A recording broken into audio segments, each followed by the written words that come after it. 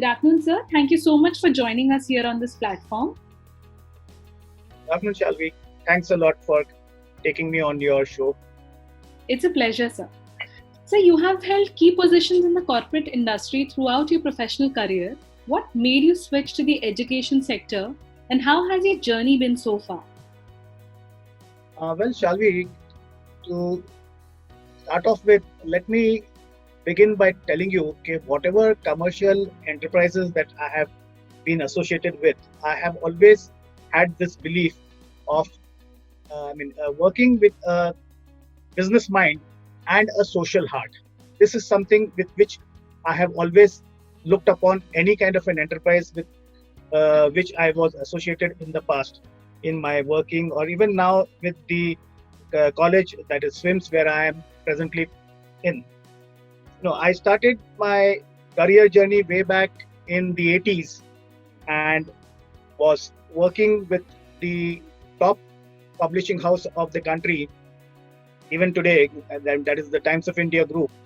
And I worked with them for a pretty 8 to 10 years and grew up from ranks and was heading their response operations in the Ahmedabad branch before I moved out to something else.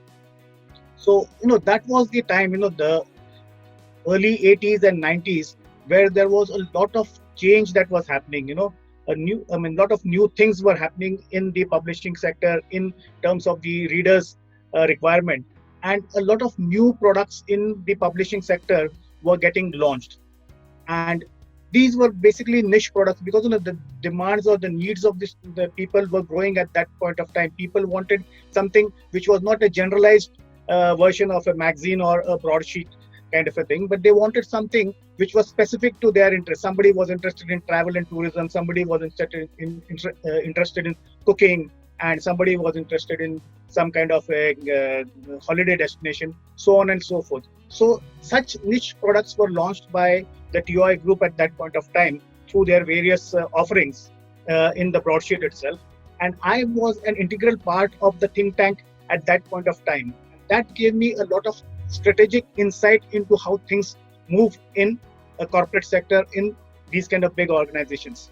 So moving from the role of what you can say of response selling, that is media space selling, which we used to call at that point of time response selling, because we were delivering response and not the space to the clients. So then I moved to the other side of the table, where it was on the agency side, the advertising agency, where it was media buying. And this whole journey gave me a lot of insight into the strategic thinking of various companies. And that strategic thinking is something with which I developed over a period of time, made me launch my own outfit, which is in the name of Madhyam, which was primarily into the area of rural consultancy.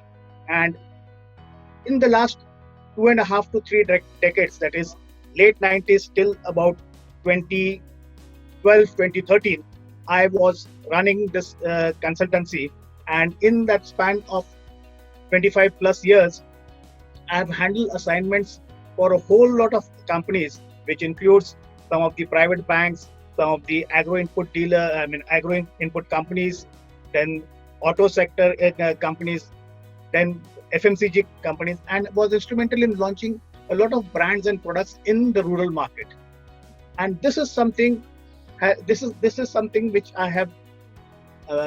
This particular thing has given me a lot of insight and understanding of the rural psyche, of the rural consumer behavior, and understanding the problems of people and how strategically the companies were trying to place their products or services in the marketplace. And this has been a very good learning for me and understanding of the rural scenario and the markets in general. And that is something which I have gathered, and this is something that I share with my classes. So I felt, okay, now it's the time to go out and share.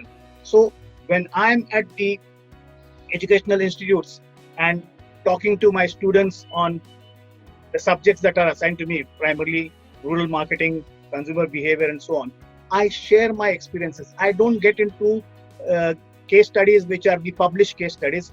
I prefer my own experiences, which are nothing but case studies of my own, and that is what I share with the class, and that is what keeps my audience, which is the students, glued to my lecture, and this helps them in getting into a participative mode. So that has been one of the major things which I have done through the experience that I've gained in the corporate sector and bringing it to academics. So that is how I have got my experiences translated into the academic side, and in getting students involved in the sessions. And the beauty of this is, when I get to assess the papers of these students, at the end of everything, there's also an exam. And I feel so happy when a good number of them try and give examples of their own internships, where they have been working. We have for this PGDM students earn while you learn program. And in that, we offer them internships. So whatever internship that he or she is doing, that experience, they try to relate to the experience which I have shared in the class as far as the corporate sector is concerned. And that is something. So, in that process, their conceptual understanding becomes, something which is pakka in their mind. And then there's no looking back. And that is how the grooming of the students happen. And that is something which gives me a lot of satisfaction. It gives me a lot of joy when I get to see this happening. That's how I relate my experience over there. For me, the happy moments are the moments when my students write the answers to these type of questions and share their experiences relating to the conceptual concepts that have been put up. Yes, sir. So what are your roles and responsibilities towards the students? Well, at SVIMS, I have a dual role to play. I am a teacher or a faculty, if you can call it so, and I also have the role of the placement head. So let me take it from the teacher's angle to begin with. That's how I started my foray into the academics. So as I told you earlier, this teaching experience is something which is nothing but my own experiences which I have gained in the corporate world, is something that I share, and I enjoy every moment of it, because that's what gives me a lot of joy and satisfaction. And students also feel, totally involved in understanding these kind of real life situations which I put across to them. That is as far as the the academic in me is concerned. And as I was involved in this academics, the management of SVIMS gave me this additional responsibility of handling the placement. So that only helped me in better understanding or in better doing what I was wanting to do. As I said, social heart. This was something which was trying to complete the curve of the social heart, where I was trying to give something back to the society, back to the student fraternity. So if I have to look at placement, I look upon placement as a ROE. You have an ROI in a company. So ROE is return on education. Every student who takes admission in any B school is at the end of it looking at what is he or she going to get out of it at the end of the 2 years course. And a good job in hand is an aspiration, or it's a dream of every management student who joins any B school. And if I can help them in shaping up their careers, in trying to groom up these students, in trying to make them understand the realities and the undercurrents in the corporate world, and getting them prepared on that ground, I think that's the most satisfying thing for me to happen, and that gives me a lot of joy and happiness. Yes, sir. So how does SVIMS design the curriculum, and how often it gets updated to make it industry ready for the students? Well, I am not a person which is directly involved into the academics or in the shaping of the curriculum for the course, whether it is PGDM. Of course, MMS is something that is decided by the university, so there's nothing much that can be done. But as far as the PGDM course is concerned, yes, we have a lot of flexibility in that. So talking about my domain, which is primarily marketing specialization, uh, I have a lot of inputs that I share with the academics team. I mean, for instance, this year itself, I introduced two new courses which were not there in the previous batch that passed out. Keeping in mind the disruption that has happened in the market and the emerging requirements that are there or that are likely to be there in the near future, I have introduced two new courses in the PGDM syllabus, which is e-commerce, and the second one is banking and insurance. There is a lot of there is a big need that is going to rise in these two sectors, and that is the main reason for the introduction of these two courses. So through the e-commerce, through the digital learning, students will definitely stand to gain. The banking and insurance sector, because of the disruption, because of the pandemic that is around us, there will be a big requirement for insurance. More and more people will want to take insurance cover, whether it is life or whether it is health.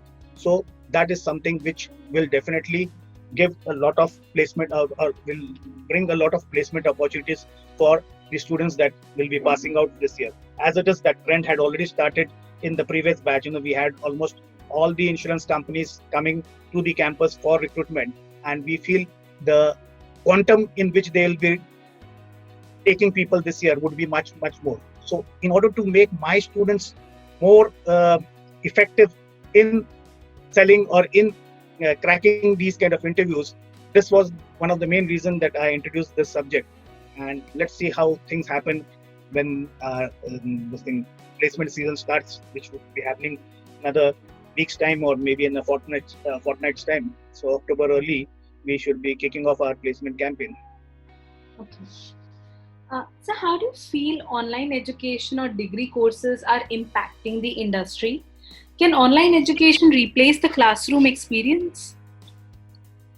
Well, we have all been from the offline what do you call it, mode.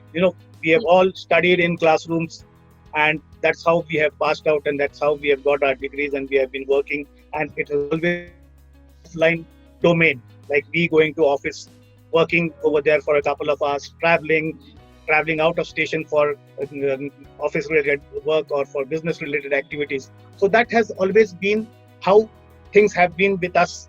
But with the disruption that has happened in the market and things coming to an almost grinding halt in the last couple of months, has opened the doors for this online thing. Not that online was not there, but suddenly it has come into prominence in a very big way. Yeah. And this online thing is something which is going to be the accepted norms of the society in the months and the years to come.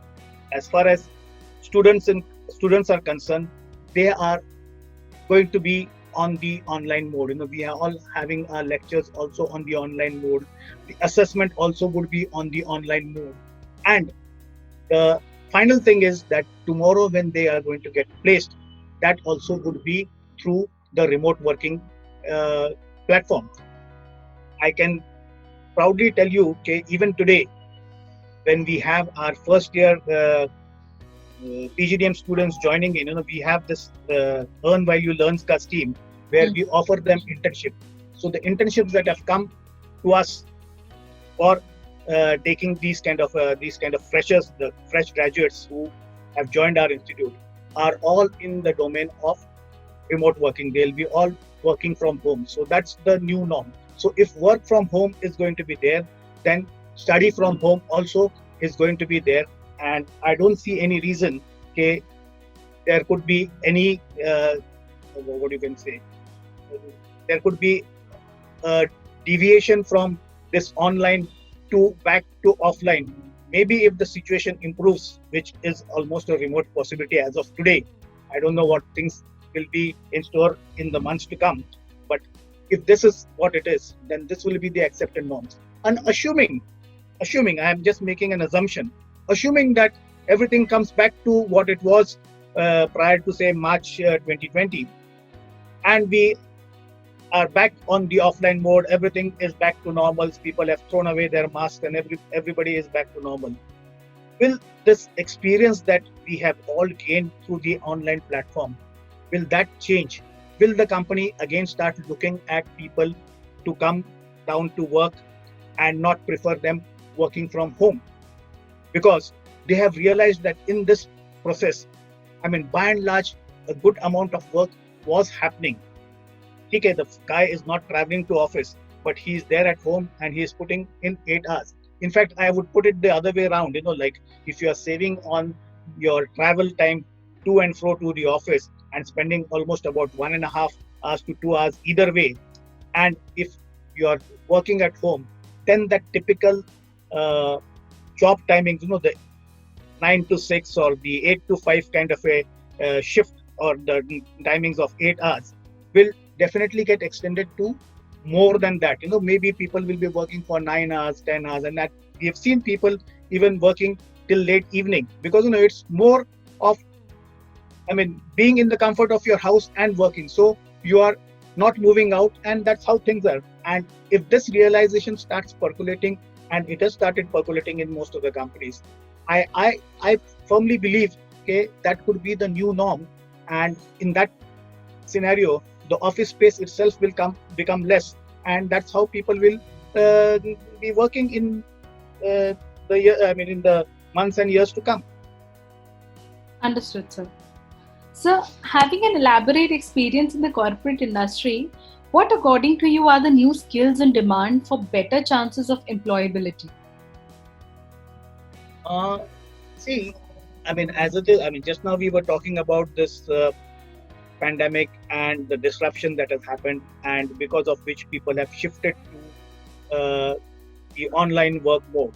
So if they are going to be in that online work mode, obviously, there has to be a lot of upskilling that is required. The digital media, the social media, or if I could put it, the virtual media is something which our people have to gear up for. And if you look at the millennials, which is this generation, they are already a tech savvy guys. Only thing is that they have to adapt to this kind of a working mode, and that is something which will soon happen.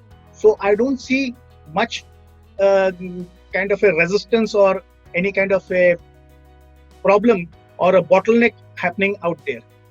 Besides this, some of the other things which I have noticed and which needs to be addressed amongst the young students or amongst the students who pass out is, okay, there are small things, which are missed by the the curriculum itself. And these things are so small, but then, when these people join a company, suddenly they realize they are unable to distinguish between, say, a receipt and an invoice. No, it's a very small thing. But if I give these two documents to a person, a good number of them will not be in a position to distinguish between what is a receipt and what is an invoice. Or maybe for that matter, drafting of an email. While people are tech savvy, people are continuously on the online platform. But when it comes to writing emails, sending emails, those kind of things is something which most of our students are not equipped to. I'm talking about the kind of students that I see in my college. I don't know about how things are in the on the other side, but then this is what it is. And if this is something which is taken care of, if these are things which are told to them, or if these are things which are taught to them, maybe they will have a much different receptiveness in the companies when they join. That's how I look at it. Yes, sir. So, as private universities continue to mushroom across the country, how does your institute stand apart from the others? See, if you have to talk about SVIMS, that is Sir M. Vishweshwara Institute of Management Studies, it's basically a private college. It's not an university. Yes, sir. There are, universities which have come up in the last couple of years, And by and large, these have been started by some of the business houses. Most of these universities that I have seen are coming up or have come up in certain B and C class towns. Very rarely do you find them having their campuses in large towns or the metro cities. They are primarily in these B class towns. They made a beginning by having courses which was in the area of, say, medicine, which was in the area of engineering, and that's how these universities started mushrooming and were attracting a lot of talent from what do you call it, states where there was a of all these things. Like if you talk about Maharashtra gets a lot of these people from as far as UP or Bihar or MP or even JNK for that matter, joining them to do their graduation in, say, medicine, or to do their graduation in engineering, and that's how they come. And these people charge a bomb for this, and at times they also get into doing all kind of wrong things to make money. Coming back to the SVIMS thing, as I told you at the outset, we are not an university, we are just a college. And the beauty of this college is that the entire management of SVIMS, that is Sir M. Visvesvaraya Institute of Management, is all in the hands of professionals. There are people from different walks of life who have come together with a common purpose of making this into a good academic institute and maybe becoming a world-renowned institute. That's the kind of vision and mission that the institute has at the back of its mind. And there is no political interference, there is no business house, anything of that type. So it's just these kind of people who have come together, and that's how the institute is running. And year on year, we are seeing a lot of new things happening, and all these things are helping students in gaining that kind of experience, that kind of a knowledge, and that is helping them in their placement scenario. And if you look at the kind of placements that we have had last year, it was almost 100% placement that we had. And the other thing that I'll share with you is that the entire placement of our passing out batch for this year got over in mid of Jan 2020. What had happened is that they had a joining, say, around March, April, when the disruption happened in the market, and because of that, the joining got delayed. I can say it with a lot of pride. Not a single company has taken back its offer, and every single student who was given an offer way back in December, Jan, is onboarded as late as August and September, because that's when the market opened up, that's when the unlocking happened, and that's when things started moving. So that's how our students are getting absorbed in the marketplace, and that's how the college is growing, the institute is growing. So, what valuable advice would you like to give to the students for them to have a prosperous career ahead?